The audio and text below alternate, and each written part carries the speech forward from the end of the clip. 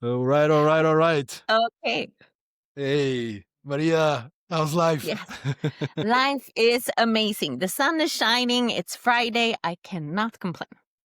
And you're talking to Stoyan, so that's always a bonus. Exactly. What about you? How are you? By the way, love your coffee mug. Show us the coffee mug. Really Freaking awesome. awesome. I And just you took know that one. what? Go Uh-huh. ahead. I got this from one of my managers. This is one of Okay, my okay. managers that gave me. Nicola, shout out to her. So yeah. Hey, if you're watching Mm-hmm. us, we appreciate it. By the way, Yes. love your cover scheme. I mean, that's Pink. class. That's class. And you have the flowers in the back. For those of you who are watching Yes. us live and seeing the video, I mean, Maria is this I don't know, inspiration lady, which I had the chance to actually meet on LinkedIn. And then I love her posts and I love her crazy pictures. So I was like, I need to talk to Maria, man. And we had the coolest, at least I had the coolest time. Like 3 days ago, kind of just talking about the podcast and how we can, go about it. And I mean, thank you for being with us, Maria. I mean, it's just Of a course. pleasure. Thank It's you just for a asking. pleasure. All right. Fun. Yes. Yeah. Hello, Sweden, right? Yes. Hello, Hello, Sweden. Hello, Bulgaria. Hello, Denmark. Hello, everybody. It's Friday. We're in a Friday mood. And we want to welcome you to this conversation, which is going to be interactive if you decide to interact with us. So make sure to let us know in the comments, where are you tuning in from, first of all. But then if you have any questions, today we'll talk about teams, we'll talk about performance, we'll talk about culture, and we'll talk about Maria and her story. That is quite an interesting story. Maybe let's start from there. Maria, fascinating story, your personal story. Why don't you give us a bit of the short version of how did you? Yeah, I know that could be 60-minute version, but give us give us the short version. How did you end up doing what you do today, from like the life journey that brought you to this very moment to speak to Stoyan at this? Yes. So, what a great question. Okay, I was born in Estonia. My grandmother's from Ukraine. I came to Sweden when I was 5. So basically, we came during still when there was the Soviet Union, and me being an immigrant. My parents wanted a better life for me as their kid. And I think that has shaped me as a person, and that has maximized. So what did I do? I traveled the world. I've done all my university education in London, UK. I did a semester abroad in Australia. And I always, like, my first career was in tourism because I was like, wow, I want to fulfill people's secondary's dream by making sure that everybody can travel and enjoy. And then during my semester abroad in Australia, I had this subject called organizational behavior. And then it was like, people are not happy at work. People don't like work. And I was like, what? People don't like work? And like, let's take it back a little bit. When I was like 6, 7, we didn't have that much money. When you're immigrant, you come to a new country, you don't get a job directly. It's very difficult. So my mom told me, Maria, you can have one ice cream per week. And I was like, one ice cream? No, it's like the summer's here also very hot. Yeah. So I was like, okay, what can I do? How can I earn money? We had a chestnut. So I can have one ice cream per day. Yes, that was my goal. Yeah. I'm very goal oriented. And then I had basically, I took this chestnuts, went home, made figures, and then I was standing outside the subway station in Stockholm where I lived and selling them for money. Yeah. And like that's where I started my career, I would say. And like, I don't take no for an answer. What do I need to do? I got an ice cream every week, and I was so successful in my business that I diversified selling flowers, actually. But then I didn't tell my parents. Somebody Serial saw me. entrepreneur. Yes. But I saw opportunities. You have to see opportunities, yeah. And then somebody told my mom, and then I was like, okay, I can't, I had to shut down my business basically. But I worked a lot of jobs. I've always worked. I like the thing about working, helping people. And yeah, then I decided I want to do HR. So I basically did a master's in strategic human resources, starting to work for Coca-Cola during my studies in London. And I really done all the different jobs that you can do as a HR person, I feel like. Recruitment, you can do admin, generalist, smaller companies, larger companies. But I worked in a lot of like large organizations, I would say as well, and global, like a lot of global roles. I love people. Just a little side question. Do Hmm. you feel like your time abroad helped you get shaped as a personality? Yes, without a doubt. And you know why? Because when I think that when you go abroad, because I did 10 years abroad, nobody knows you. Nobody has like, okay, you come from this place, this means that you have this much money, or you like, they don't have any preconceived like things about you, so you start from a clean slate. And I could just be me and discover who I am as well. So I think it shaped me a lot, but also being like meeting people from different cultures. People they're different than you. Amazing. Like, it's so interesting. I love talking to people, like a lot of people. It is Yeah. so interesting, and then when you go home to your home country, which in your Mhm. case, I guess is Sweden because Sweden, yes, you yeah, spent yeah, the most time there, right? But yes. then then you see things from a different angle and different Mhm, perspective mhm, because you've observed, you've been places, mhm. and also when you live abroad, you you have to figure it out. There's nobody Yeah, to help you. Like we no. don't talk much about it, but as an expat, Mhm, it's so much more difficult for you. Don't know maybe the language or you don't have a mhm, network, so you have to figure it out. So you push yourself sometimes not voluntarily, but you push mhm, yourself out of your comfort zone. You have mhm, to grow. So you build this mhm, confidence, you build this perspective. mhm. So yeah, I I actually can. have a story. I have a story about that. It was when I was 20 something, and then I was traveling with one of my best friends around the South America.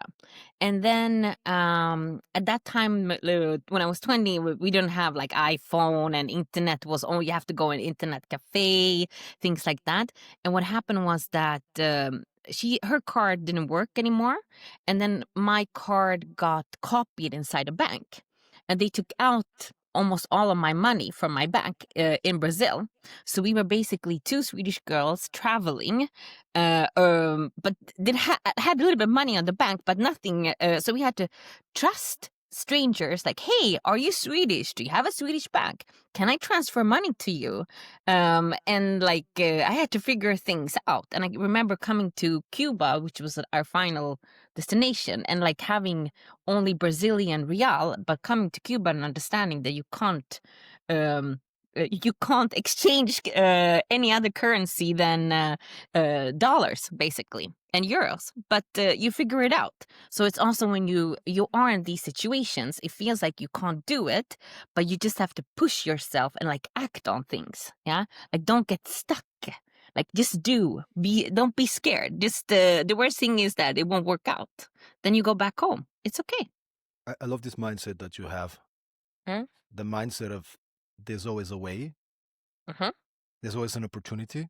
Mhm. And I'm curious if you can maybe talk about that with respect to people management. You've been in Mhm. HR for many years now, and you're Yeah. working for such a cool company, by the way. Shout Yeah. out to Mentimeter. Yes. Maybe many of the listeners are using the product and they're Mhm. aware of the company. Mhm. But tell us a little bit about the culture of Mentimeter. What do you like about it? I mean, you can work in so many different places, right? You're an Yeah. entrepreneur. You can build your own thing, but yet you are there, and there's something that Mhm. keeps you there. And maybe Mhm. tell us a little bit more about the culture, Mhm. the vibe of the company, the Yeah. energy. I think the vibe of the company is something you feel. If you like people, if you're lucky to go to an office, we have one in Stockholm, which is the head office. We have around 300 people. Then we have Toronto, which is around 70 maybe, and then I think in Sydney we have 20-ish. But if you go to the Stockholm office, you can feel the vibe. It's a vibe. Yeah. I would say like it's a high performing culture. You can achieve a lot, but a lot is also expected from you. We work a lot with people. We really recognize that people are the most important asset of the company. Even though we're a product-led company, which means that the product predicts everything we do, but we work really intentionally with high-performing teams. So last year, for example, we had a key initiative, so a company-wide key initiative where we focused on high-performing teams. So what does it mean? Is that basically we use this theory by Susan Whelan, the IMGD. It's also like Tucker is a similar theory about having different stages, and then the characteristics are different depending on what stage you're at. And everybody did a GDQ, which is basically a questionnaire. And then we as people growth partners, we facilitated these GDQs with the teams. And we helped the teams to work on it. So depending on what stage the teams are at, we work on, they need to work on the why, or like, why are they a team? What is their end goal? Is it the what? So what should be their priorities? Isn't it clear? Or is it the how? Do they need to talk about like ways of working, for example? So it's a very cool company to be working in the people space also. Like we push everything. Yeah, I can go on and on about Menti and the culture. And I think we should. I think we should. Yeah. And I'm actually, I don't know when you joined the company, but maybe if we can try to discover, to explore, what do you think were the reasons such a culture was created? Because we know that building a culture in an organization is not a one-time thing. You don't bring people to a team offsite and then immediately the culture is like something like, what do you think were knowing the founders, knowing maybe the head of HR, what were some of the reasons that this culture was created and established and nurtured? It's funny that you say that because yesterday actually we relaunched our values. Yeah. So funny enough, I have this power of together, and then Johnny, the CEO, he stood on stage and he was like, why do we even have values? Why do we have our core values, which is basically include everyone, work smart, have fun, curiosity first, and drive it like you own it. And then what he said was basically that when they started slightly more than 10 years ago, they were maybe 5-6 guys, and they created this product, and it wasn't really working. It ended up being just Johnny and Nicholas and a third person as well. And they were like, okay, we need to work with values because and they understood that that's the only way forward because they haven't been successful before that. So it's also like a mind shift, and that the founders, because we still have the founders in the company, they have that mind. Like that's the way we need to work because we want to win. We want to be the best. And if you don't do that, you're not going to be able to be that. Yeah. So tell me about yesterday. You said you had to reevaluate, reestablish the values. So these 4 values, 5, have they changed, or did you have to kind of maybe talk a little bit more about what are the kind of specific behaviors that are, and evidence that we're living the values? Like what was this kind of a reshaping of or is it more like we need to make sure that everybody understands what they mean? So there were 5, and 3 of them are still there. So include everyone, work smart and have fun. Like we really believe and have fun. We have something called the EDAF, eat, drink, and have fun budget. Yeah. So so per person, you are allocated have fun budget. Yeah. And you can do whatever you want. People go out in the woods, people do ceramics, people do painting. Like there's all these different things you can do. But when it came to the two ones that we reiterated was something that was it was called be humble, which is now curiosity first. Because the thing about being humble is that people were sometimes like not always like they were like, okay, I have to be humble, I can't it's a bit Swedish thing too, like you don't want to be too much, and like can I ask, can I, like, what is expected of me? Yeah. So we felt it wasn't really helping people to be curious, hence curiosity first. Yeah. And then the second one that we changed was drive it like you own it, and that was before called have a consultant mindset. And that one is like act on it. And which I love. Yeah, because we it's a SaaS company, we're fast growing, every quarter things change somehow. Yeah, it's like we always joke that when you work a Menti, working a year or working 3 months at Menti is like sometimes a year somewhere else. Yeah, because things are like this, and you just have to like learn new things, unlearn, learn. So a lot of things moving. So then you really need to have like act on it type of attitude, a mindset, basically. So that means that it's okay to make mistakes. Like people have to learn because often in big organizations, people are afraid to experiment and try new things because what if I make a mistake and then somebody will probably, whatever.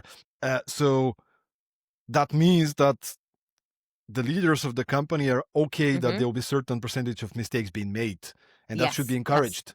Yes. I think I think we're on a journey on that one, because I think it's tricky to always make mistakes and like have the psychologically safety to do that. Yeah. So you need to feel that you won't be punished if you do mistakes. And then you need to have that trust within your team, within your department, within the company. But it's like people won't you won't just do a mistake just to do it. We want people to have informed mistakes. But the way I like to think about it is like, you don't go do a company initiative and you do a mistake. Yeah, you want to be smart about it and have like a small iteration, and like, okay, let's test this a little bit and iterate. And then if you do mistakes on those iterations and you see, nothing happened, I'm okay, I'm still here, then you can build up that psychological safety. Yeah. I love it because I think it's a very good explanation. Because sometimes you can go extreme on the other end. And I've had some guests on the podcast as well. I'm not going to name the person, even though he shared it on the podcast, but he said that they were so people focused in the company. It's a SaaS company, that they, at some point, it became a culture of entitlement, and people would not be. They'll make mistakes, but the mistakes were not because they were so bold and experimented and they took an informed decision. It was because they just didn't push themselves enough to be precise, to be prepared, to do their best work. So they made mistakes, and that's there's a fine balance between those. But I think like the concept of psychological safety is sometimes taken like meals feel for me it's like this. People think that, we're psychological safe, that means it's not going to be uncomfortable. Yeah. But for me, psychological safety is actually you're gonna feel uncomfortable, you're gonna get feedback, and then you're gonna have the time to be able to adjust and include the feedback that you got. Yeah. So it's like you have to I also see that sometimes that people but we talk about psychological safety. I can't feel safe if I say everything. But it's not about that. You have to be okay with being uncomfortable. Yes, period. It's not about comfort. Psychological safety does not mean comfort. Hmm? And often I think there's this understanding that you can either be demanding and Mm, request high performance, or you can mm, care for the people. And mm, and and you can see examples where, well, I do believe if we are ambitious, we mm, should be high performing, we should be demanding, we should be accountable mm, to each other. At the mm, same time, you can also be human. You can also mm, be caring. You can also be understanding. You can see mm, your colleague being smashed for some reason, like mm. looking kind of, they have a really bad day. You can go and Yeah. take them aside and say, hey, how's it going? Everything is okay. Mm, I'm worrying about you. Hey, they have some things at home. Okay. You know what? Take a day off. mm, Just take care of yourself. You've mm, been really great the last couple of weeks. So, mm, so you can do both. It don't have to mm. be, sometimes we go one or the other direction. We're pushing Yep. people too hard, but then we don't take Mm, care of them and then they leave. Or mm, we let people be entitled and there's mm. complacency, which is the other extreme. It's like, yeah, Yeah. yeah, it's fine. It's like, yeah, but the results are not there. You Mm. promise you're going to deliver. It's not there. What's going on? So we can be bold, but talk to me about that. So it's I have so many ideas when you say that. But what comes into mind, okay, I have I'm a firm believer of that people want to work. Yeah. Or people want to be a part of something bigger. Yeah. That's my way of thinking. Like I don't think that people are like if they choose to work, they want to work, usually. Yeah. Doesn't matter what you do. That's my philosophy. And then I really believe that when managers have expectations, you feel good. It's a little bit like having a child. Yeah. When a child gets to do whatever they want, usually all they want is structure and boundaries and goals or something like this. But if you do the opposite with a kid, have too many boundaries, too many, they revolt. Yeah. And I think it's a little bit transferable to work life as well. Yeah. I've really seen that like what you expect of a person is what they will show you. So if you have high expectations and you create the conditions for people to actually be able to do them, they're going to most likely do it. But you need to have a conversation with them. And I think that that's why at Menti we're so successful with our teams because we really work with high performance. Yeah. So we do the GDQ, which is a questionnaire. And then it's like the different stages. And I think it's like worth talking a little bit about the stages because we talk about like every leader has that language. Every team has that language of like, okay, I'm a stage 1. We are stage 2. La la la la la. And everybody knows what that means. So stage 1, the what happens is that the team is newly formed.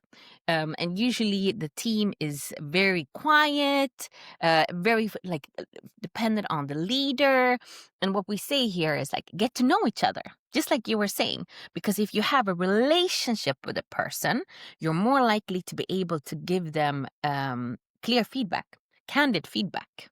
Otherwise, as Kim Scott would say, the author of Radical Candor, is that then you will be an obnoxious asshole.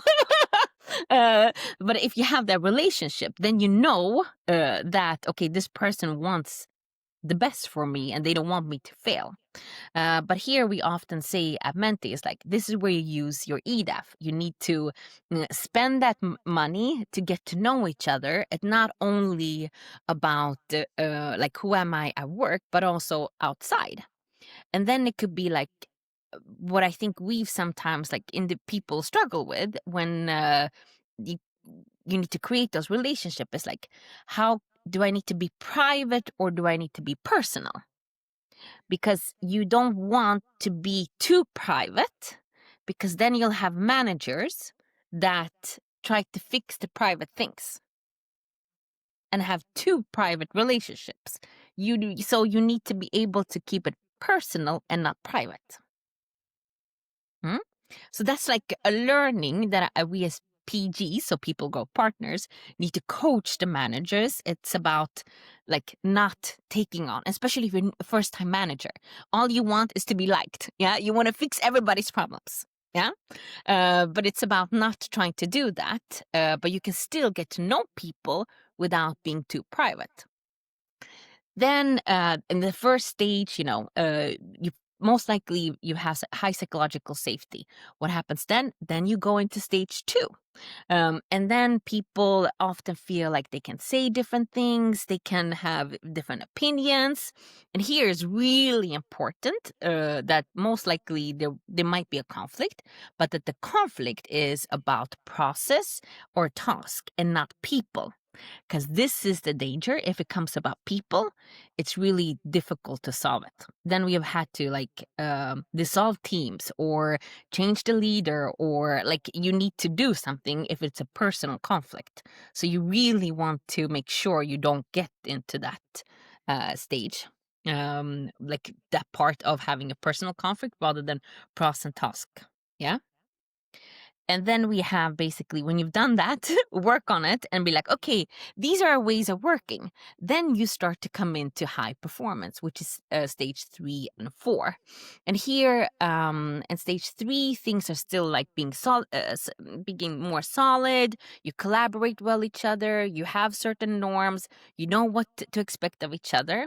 And when you worked a little bit together and really seen that happen in practice, then you become a stage 4 team. Yeah. And then what is like you when you are in a stage 4 team, you feel it. It's a difference. Yeah. So then you're like, okay, we don't need to work all together on this task. You two are experts, so you can work on it, and then we'll meet together and we're good. And what really happens in stage 4 is that you don't only have to focus internally on the team, but you can actually work on external in the organization. So that's why also what happens when you work with this intentionally on a company with teams is that all the things you have inside in the team, if you can take care of that or work with intentionally, you're gonna be able to work more productively. Yeah. Beautiful. Now you can get a dramatic sip of coffee. Yes, I needed that. By the way, anybody who's listening to us live, if you have any questions, you can post it in the comments and we can take some questions by the end of the episode. Maria, you're talking a lot about people. How do we manage people? How do we facilitate? How to become culture facilitators? And I wanna maybe, I think it's gonna be interesting for the people listening. Right now, Menti is a very recognized company. I would imagine it's much easier to attract the peak performers because peak performers, they like to go where there is a peak performing culture. So that's like a magnet. So you can attract those kind of people. But I would imagine for you, there are some specifics in the recruitment process. So when you're hiring somebody, you're not only looking into the skill set and the experience of the candidate, but there's other things that you pay attention to. Can you maybe give us some some advice or some best practices when it comes to recruiting the people, the right kind of mindset? So we have a great talent acquisition team.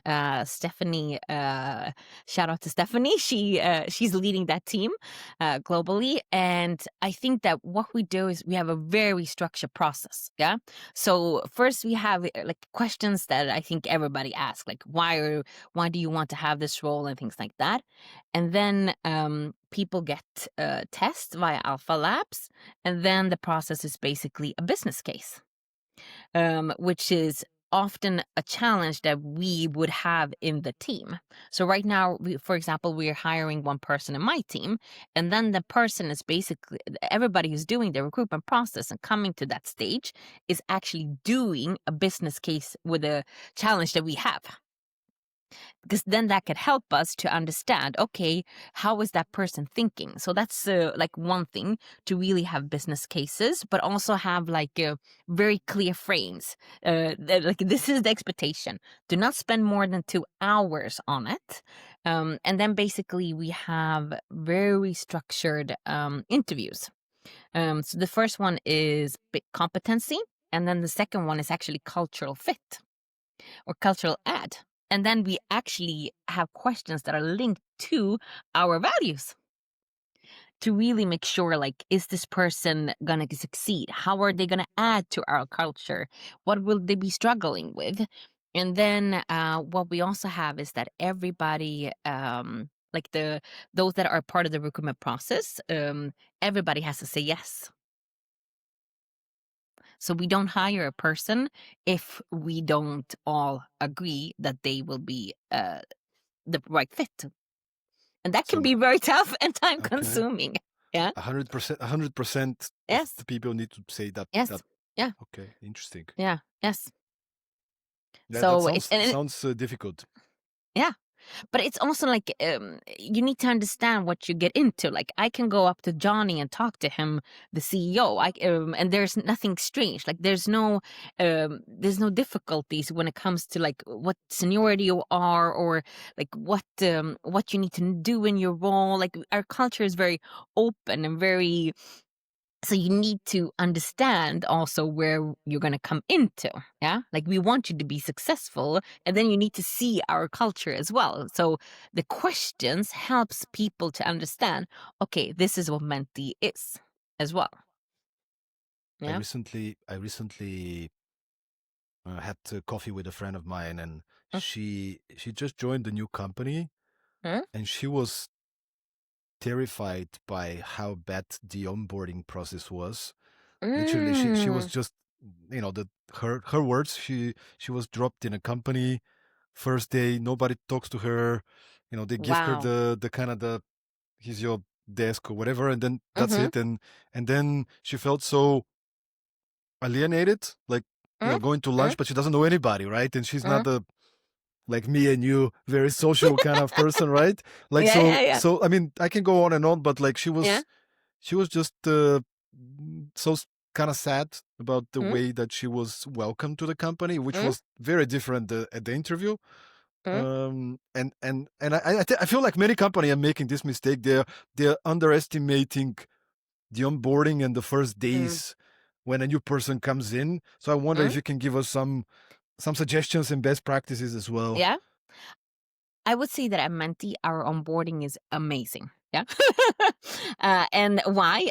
Because first day you would have somebody who meets you from the culture. And okay, let me take a step back. In our department, so the people and culture department, globally, I think we are 27 people, and our company is 400 people. Yeah.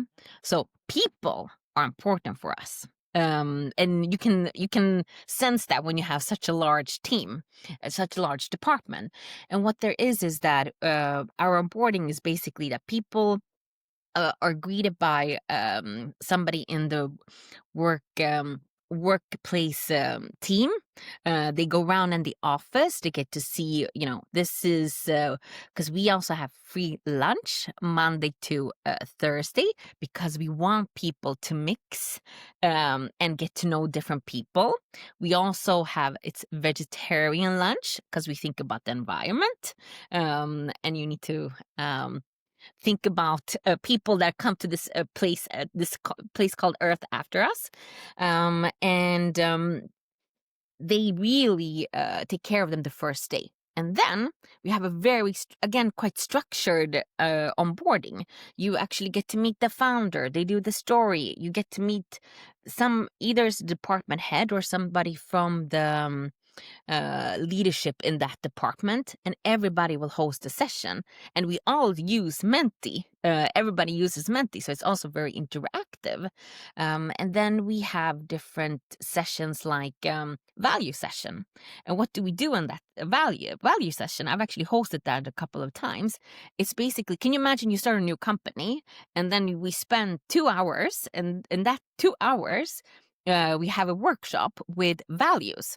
So then you get to like take a blank page, and then you do circles, and then you do 3 different circles, and then you put like things you can control, like I was born with dark hair, I was born like this, I have 2 parents, things like that. And then you put like things that you can control, and then things that are like important to you.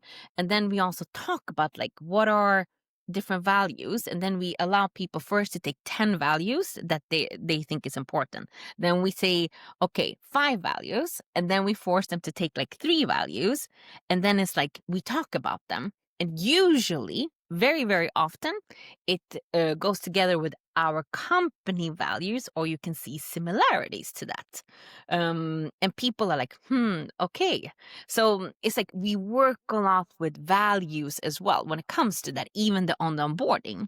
And then I think that we've done it redone it a couple of times, but actually, every person who does onboarding, they get to sit with the support team and get to help with cases that the support team actually has at that point. So I know that when I joined, there was like 4 mornings or something. You sit with the support team and you are in the chat with them, and you get to see what they do. And can you imagine that everybody in the company has done that? Then you know your customers. And that's really important, regardless of what you do. So our key is very important. Like the onboarding is very structured, but I also want to add one more thing, is that what we do is that we're very clear, like these are the expectations. This is what you should do when it comes to when you've been here for 2 months, 5 months. So being clear about what your role is and what is your expectations. I think that's also really key on having it successful. It's Yeah. amazing because I mean, at Mm, the end of the day, when somebody's new to a new company, mm, they want to feel welcome. They want to feel that somebody cares, and they're like not just like a number on the spreadsheet. They want mm, to feel that they're well prepared to handle their upcoming tasks, responsibilities. So they have to be well introduced to those things. But when you kind of go mhm, deeper and talk about values and talk about mhm, how do they fit, talking about values, by the way, we have a great question by one of our listeners. Zutina mhm, Mikhailova is writing us. Some people say that working with values is a hypocrisy from corporations. In mm, other words, the companies are using the values just to squeeze more from the people. What is your experience on that from your vast and rich experience? mm. When this might be true, and when working with organizational values is really respectful and meaningful? Great question. I can understand that the feeling might be that the values is used to get out more out of people. I would say that my experience is that every manager is vital for those values to be uh, live and breathe in the organization. Yeah. So if the manager of a team does not believe in the values, does not act accordingly, or that you don't, like people don't get awarded when you breathe and work according to the values, then it's not going to work. I think also that when values might not work is that when the organizational culture is not you haven't done your due diligence on what the organizational culture is, but the values are more what you want to be. So there's actually a gap on what you are and where you want to be. And I think that's when it doesn't work. You need to be true to yourself and the organization's values, and that's when it will work. Yeah. So it depends on if the company is like, oh, we want to be, we want to have fun. We want people to include everyone, but then the way people do it is not like that. Then you're gonna feel, aha, this is just for them to corporate bullshit. Can I Yeah, say that? yeah, you can totally say Yeah. that, like Yeah. some sort of employer branding, PR, Yeah. whatever. But then you Yeah. feel the hypocrisy because if if the leadership, if the people of higher levels are not living the values, Mm-hmm. then these are not real values. Mm-hmm. Values is what do we value? I mean, Yeah. people forget that it's not just let's hire a consulting team to help us identify Mm. our values. It's like, and then you have this beautifully written words that Mm-hmm. nobody lives.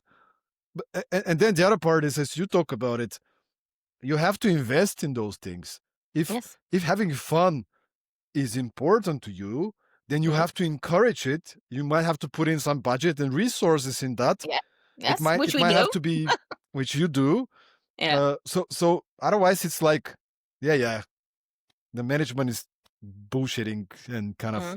So I agree. There could be a Yeah. lot of that, and it requires also. I mean, in corporations, I'm not saying it's easy, right? It has to come from the top, because you can say, "Hey, we want to be fun," but then it has to come from Mm-hmm. above, right? It has Yeah. to be a commitment. And I would even say that, like, in large organizations, so the previous company I work with is called Avanade, and it was owned by Accenture and Microsoft. And at one point, we had 30,000 people that worked in that company globally. So a lot of different cultures when it comes to people, ways of working. But that culture, even though it was a big, huge organization, we still felt all of the values. And so, because everything we did showed it. Yeah.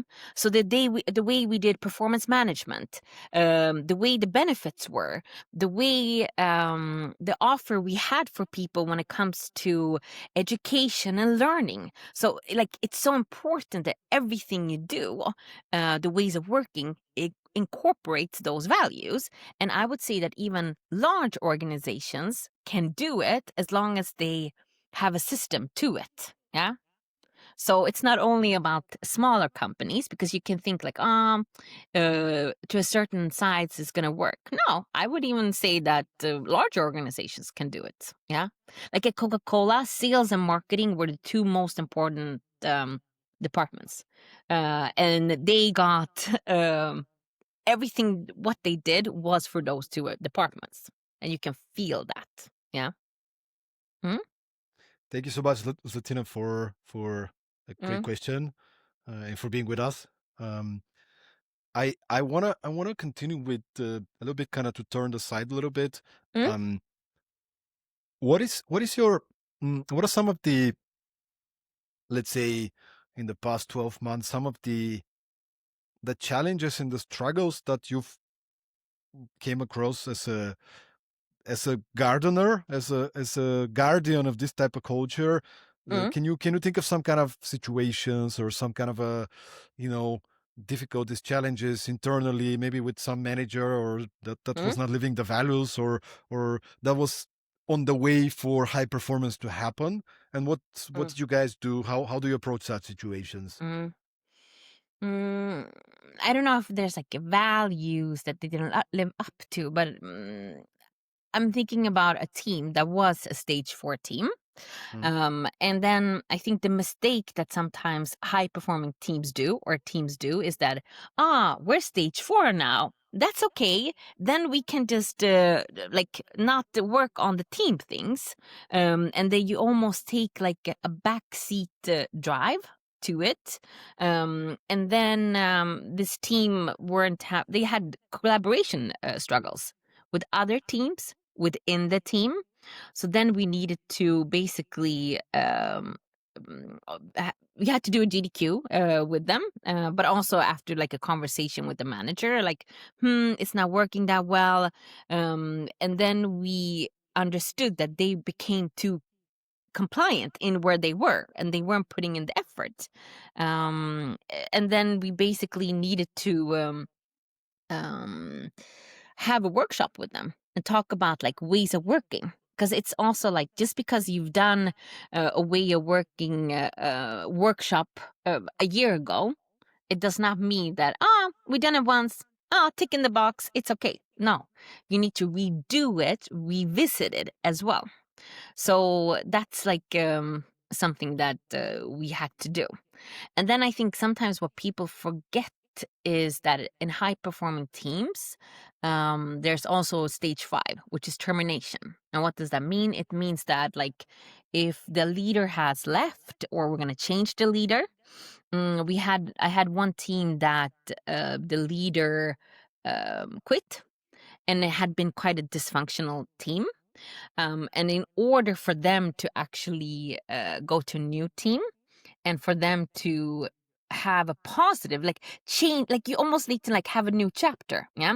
So then we did a retro with them, and the retro was basically that like what worked well in in the team, what didn't work well, and then it was like what behaviors do I want to take into the new team, because it's like relationship. Yeah, if you ever dated, you need to have a closure with the person to be able to go to to date again. Yeah, otherwise you're gonna have this baggage and carry it, and then you're gonna be like, oh, are they gonna do this again, la la la la la, and you don't have the trust maybe for the new person, for the new manager. So you need to like terminate the team and have a closure.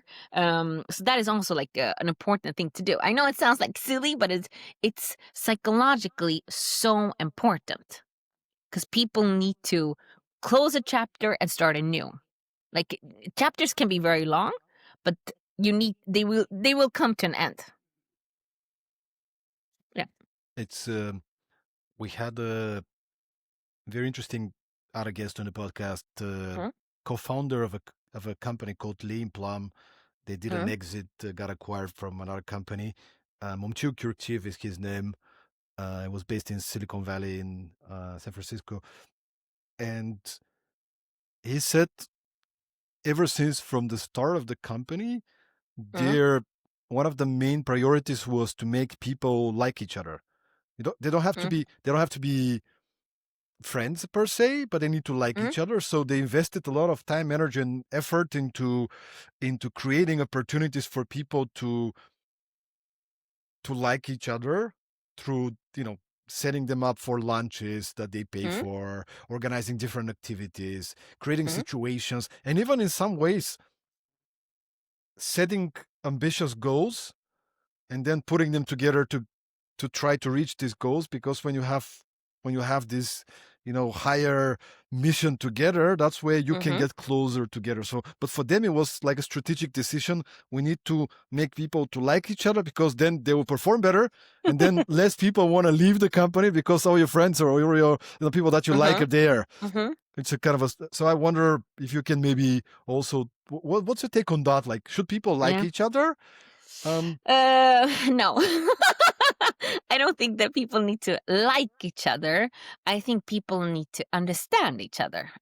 Because like is like very strong for me, and it's also like people are so different. You don't like everybody, and it's almost like if you force people to like each other, it can feel not realistic and fake maybe. So I would say it's more about understanding people. What I try to do with all of my new stakeholders is that I do like get to know you type of session, and then it's like questions, and then it's questions about like, okay, how what has formed you when you were younger. Yeah, what's your ways of working, how do you like to communicate. So I have one stakeholder, one executive. She calls me very often. Johanna, she can call me, and it's like that's her way to go. Then I have another executive who is like, she doesn't give out her phone number. Okay. So imagine if I'm trying to build the trust with a stakeholder and I call her and that's the worst thing she knows, it's going to be detrimental. So hence, if you do this in the beginning of like, this is the way you like to communicate, la, la, la, la, la. Like, do you want me to involve you first before I kick something off? Or do you want, like, when do you want to be involved? What information do you want? Like if you have those conversations in the beginning, then it's easier, because I don't think it's about having to necessarily like each other 100%, but it's about having understanding how people work, and like because I don't think the people need to change who they are. And sometimes if you want to be liked, you might do things for the wrong reasons. Yeah. Because I have managers, I know they are so eager to be liked, so they will forget themselves. Yeah. And you're like, okay, no, you need to have a backbone. You need to say no to things. And then suddenly they have 100 priorities rather than the 3 that they were supposed to, because they want to be liked, because they want to help people. Yeah. So I like the idea of it, but I would maybe change the wording of like. I would have it like get to know each other. People get to know each other and have a yeah, personally. Yeah. I love the real no BS approach, kind of Mm, like let's, because when people smell any kind of hypocrisy or something that's forced on them, then it doesn't mm, work. no. Maria, you know what I'm curious about? This, I mean, just came to mind. I wonder what is your leadership style, and maybe you've seen there's this framework, and I'm gonna give you this 10 leadership style framework. Okay. And Yeah, yeah. so the 10, none of them is good or bad, but there's a Mm-hmm. few, 2 or 3 of them that usually are most natural to a person, right? So the Mm-hmm. first one Mm-hmm. is autocratic, meaning kind Mm-hmm. of this is my way, and you kind of lead everybody, but like it's very authoritarian in a way. Second one is Mm-hmm. democratic. You know, I want everybody in the room to have an opinion, and then that's how we make decisions. The third one is Mm-hmm. delegative, like a Mm-hmm. leader that loves to trust their people, and they're trying to delegate as much as they can to others. And Mm-hmm. fourth one, visionary, the leader Mm-hmm. that's we can go there in 2 years, it's gonna be like that, like Mm-hmm. the person with ideas, inspiring everybody with the vision. Um, the next one is affiliative. Then we have pace setting, Mm-hmm. like you're super kind of like very speedy, a lot of energy, and true example, people, Mm-hmm. gotta keep up with the pace. Transactional leadership, meaning if you do this is what you're gonna get, like Mm-hmm. setting clear things and reward people throughout that. Transformational leadership. Mm-hmm. Then we have coaching leadership, and bureaucratic, meaning you're very good in creating structures and spreadsheets and very easy kind of Mm-hmm. systems for people to thrive. Which are the 2 or 3 that kind of like for you is like, okay, that's kind of me? Okay, so I think I believe in situationalship. So I believe that you're always gonna adapt to the situation. Because what happened when I joined Menti, my second day, because I support the marketing department, my manager and the CMO, they were like, Maria, can you be the manager for the brand team? I have no experience in brand, but they didn't have a leader. So it was like, okay, sure, let's give it a go. I ended up being their manager for 6 months. I had development talks with them, salary talks with them, one-on-ones. I had team meetings. I mean, it was a learning. Okay, some went well, some didn't, but that's what you do. You live and learn. So then I couldn't be maybe. It's not the same when I think when you lead people in your own craft, because you can have expertise. But what I then needed to lean into, and which I hope I was I needed to delegate because I didn't know everything. So I needed to delegate things because I don't know how you do. I'm not a designer. I'm not a copywriter. Like I have my backbone in HR. It's a different craft, even though there's similarities still. And then I think like I'm quite high pace, or like in the sense of I'm I believe that everything is possible. So I think as a leader, I'm more like, okay, I believe it's possible. I like to identify what people like, but I also like to push them a little bit. And like you have to be I don't think being my reporting to me is going to be like so comfortable. Yeah. Like I'm going to try to challenge you, but if you're going to tell me stop, then I will. But I'm not, I want people to win. I want people to thrive. And then you have to be like a little bit pushy. So it comes into coaching a little bit as well. But then I also like structure. So it's like you need to, because it's also like it's not like and for me it's like you have to have trust. I need to trust the people, they need to trust me, and when you have that, I want us to move forward, and I want us to move forward quite quick. Yeah. So that's we, I think me as a leader. Yeah. we had a guest on the podcast. Her name is Natalie Nixon, Mm-hmm. and she's the author of the book The Creativity Leap. Mm. And the core idea of the book is that in order to be creative, you need to toggle in between rigor and Mm-hmm. wonder. You need to find the right balance between rigor and wonder. I just love how it Mm-hmm. sounds. Rigor It's like, and wonder. Yeah. yeah, because if you're too wondrous, Mm-hmm. I mean, then nothing really gets done. You're just all around the place. If you're too structured and too rigorous, No. again, it's like, but everybody's different. Like Mm-hmm. your style is going to be different than mine. We might Yes. produce results, both of us, Yes. hopefully, Yeah. but we're going to probably be different, and the way Mm-hmm. you lead somebody is going to be different than the way you lead somebody Yes. else. And Yes. I think that's sometimes new managers and leaders, Mm. they're like, okay, what is a good leader? And they, because they don't have the experience, they try to push that on everybody. Yeah. Like, and then you kind of gain more experience and you realize, well, the way you're going to manage Michael is going to be different than the way Mm-hmm. you manage Maria, because Yeah. somebody needs to be pushed more. Somebody needs more structure because Mm. they just follow. They're really good followers, Mm-hmm. and they will do the step by step if you give it to them, but they're not so Mm-hmm. creative into coming up with the solution. Some people need freedom, and if you push them too much, they'll be like,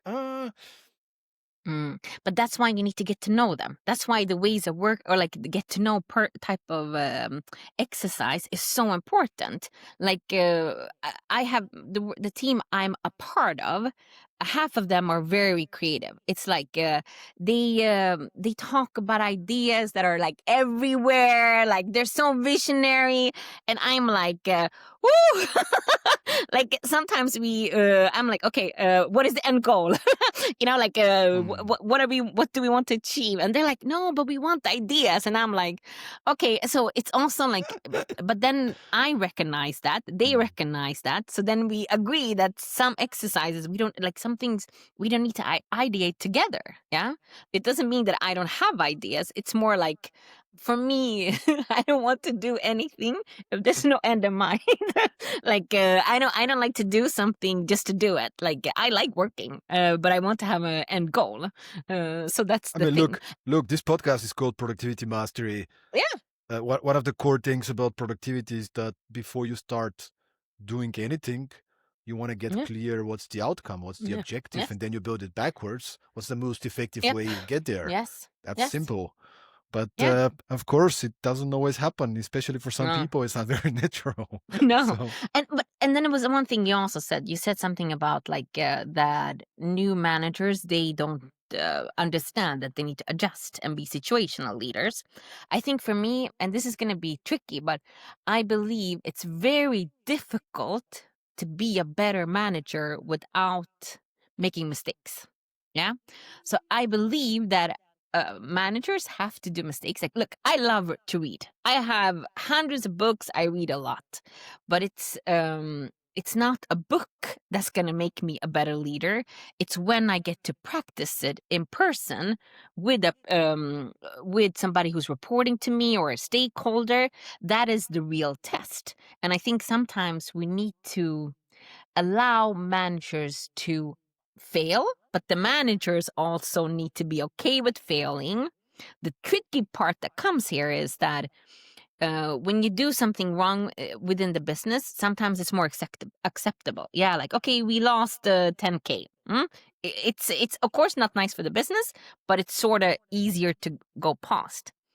If you do something wrong as a manager, it takes a lot to build back that trust. So it's tricky sometimes how to navigate that and still keep on showing and doing and working even though you've done a mistake. I think it's also not just for the new managers. I mean, everybody. Look, I've interviewed more than 300 people now. This podcast, another podcast, and some of the most successful people on the planet, they keep on making mistakes.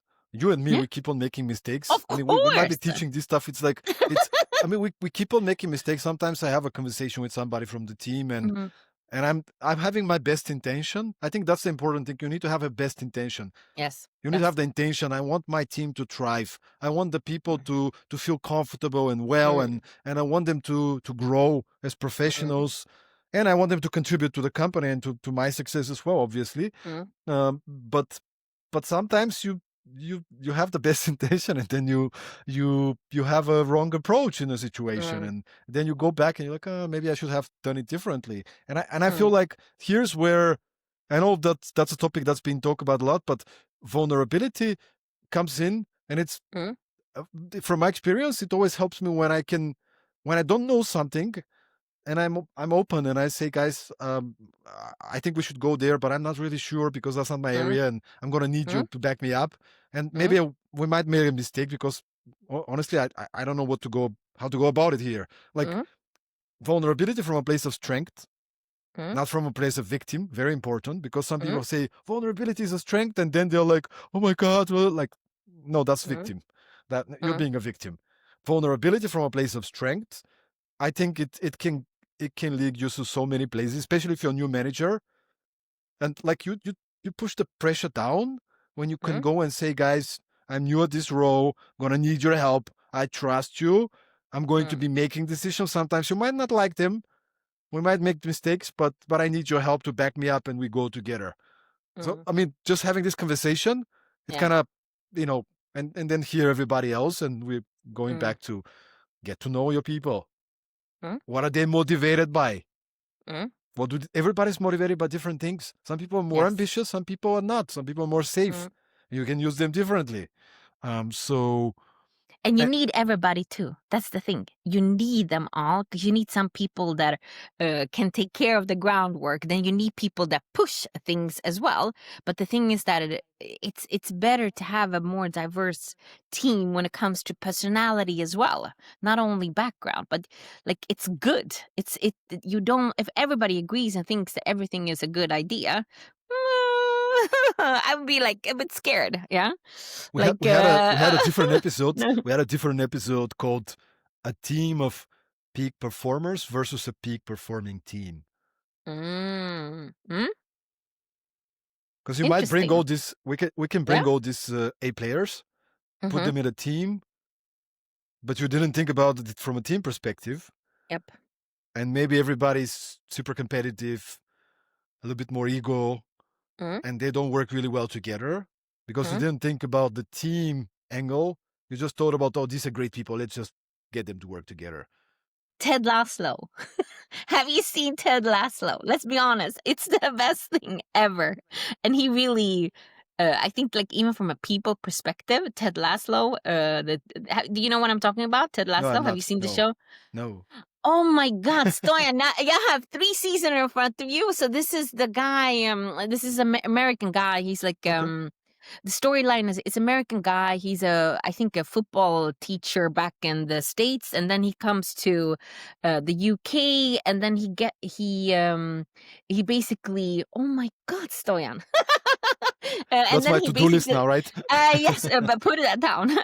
And basically, then he gets this football team that I don't think they've like ever won, or it was very long time ago they won, and he basically builds this team. And Mm. really, what we spoke about before we started to record about the team sport mentality, and he really takes away like the egos and everything, and he makes it click for them that they are a team. So there was one person who's like really star and slightly arrogant and everything, but he really, like with his ways of working, creates a team feeling, and that is something you can take with you anywhere. Yeah, and Just as to a say, yeah, Nicola Edwards is saying Ted Lasso is the best. yes. Yes, I love Ted Lasso. He's so good. He's so good. Amazing. Like you learn so much from By him. the You way, for really the do. audience, right before we started recording the podcast, we were Hmm. discussing how much we like to see in a candidate when we're recruiting somebody new to the team, Yes. that they have some sort of a team sports experience in their background. Mm-hmm. Always a positive for me. It's not the only Mm-hmm. thing. No, It's no, not the no, only thing, but no. having played basketball, football, Mm-hmm. volleyball, any kind of a team sport, it's usually a very positive point, at least for me. Yeah. And then I brought up that once when I was in, I think, high school or university, then there was 2 lectures, and then they said that, and they had like a lot of startups in different companies, and then they said that they will always hire a mother and somebody who worked at McDonald's. And then like, why? Because mothers usually are the best project leaders. They will get everybody towards the same goal. They will make sure everybody in the household is moving. Everybody's fed. They like everybody like at the end of the day are new clothes. They've done fun things, and they go to sleep usually very good. Yeah, and then McDonald's, because service. The customer is always right. And you get to think like think about how to approach customers. And I think even in HR, like internally, everybody's a customer. Yeah, like that's a mindset. And then what I also think is important is Disney. Disney is such a magical place. Yeah, and they teach their staff to really think about their customers. So for kids, what they do is that they never, usually when they're dressed up as like Mickey Mouse or Donald Duck or something, they never let go. So when the kids hug them, they are teaching the people who are dressed up to never let go, because you're not supposed to let go. The kid is supposed to let go when they hug you. Yeah. So for that core memory, and they have magical moments at Disney. Okay, that was a derail, but still, yeah. No, that's a good point. Mickey Mouse Yeah. never lets go unless the kid lets go first. Yep. Be like Mickey Mouse. Yes. Be like Mickey Mouse. That's kind of the summary of the episode, right? Yes. Maria, what a pleasure having you. I wanted to speak to you for 9.5 more hours, but I think you have some work to do because it's Friday morning. Yes. And I will let you go. Whenever you decide to let go, I'm not gonna let you go. Yeah. No, tell me. I know. But maybe if you can just do a little bit of a kind of a final sort of like a message, and if I can include a little bit to it. Sure. What's something that I didn't really go into deeper, but it's super kind of. I think we had a couple episodes ago. We had Andrew Tarvin, who is a humor engineer. That's his title. He's teaching companies how to be more productive through having fun and incorporating humor in the company. And then you're mentioning now that one of your core values was, remind me, have fun. Give me a bit of a sort of like a message to the people listening, because often when you say have fun, it sounds like you either perform and get things done or you have fun. You can't do both. So let's wrap up the whole episode with having this. I'm like prompting you like ChatGPT, but let's see how we go about it. I think that like have fun for me, basically, it's about making it meaningful and making it matter. And making it matter for the individual. So if you know the people you work with, you can make it fun for them. And that's it. And then like if it's a tip I want to give to people when it comes to like facilitation or teams, make sure you have your why. So make sure you know what the end goal is. Make sure it's clear with what. So what do the team work with? What do they prioritize? And then it's like how. How do you work together? And I think that if you have those 3, you're going to do magic. As a manager, as a facilitator, Stoyan, thank you. Beautiful. And be like Mickey Mouse. Like don't forget that. Be like Mickey Mouse. So Maria, final thing. I know you need to, but what is something that's on your mind now? Is there anything that maybe you guys have new open positions in Mentimeter? Like where could people find you? Maybe they want to hire you to do a speech at their conference. I don't know. Just what can we do for you? What's your focus now? So people can always hit me up on LinkedIn. I love LinkedIn. So just add me, write a message. Happy to connect.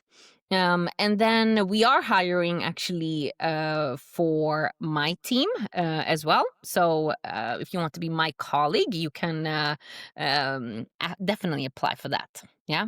So Amazing. very exciting. Thank you, Stoyan. Thank you for being with us. Thanks everybody for being us as well. And see you next time. You know where to find the take care. lady. Have a good one. Thank Ciao, you, ciao. Stoyan.